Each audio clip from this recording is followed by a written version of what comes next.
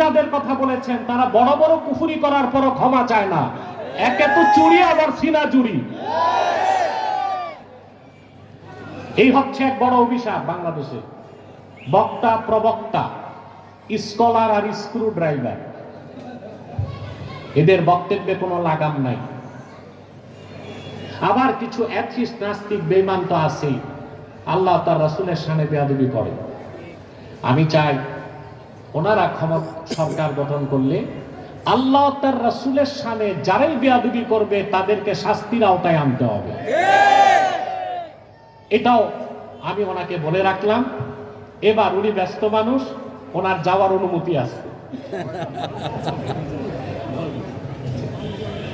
সম্মানিত সুধী, আপনারা সুশৃঙ্খলতা রক্ষা করবেন।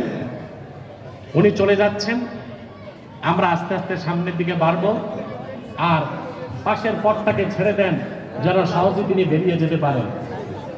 প্রাণ খুলে আমরা জিকির করে নিচ্ছি, লা ইলাহা ইল্লাল্লাহ, লা ইলাহা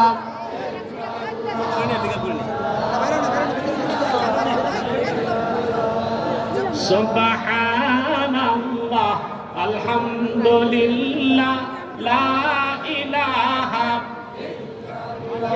সুবহানাল্লাহ, আলহামদুলিল্লাহ।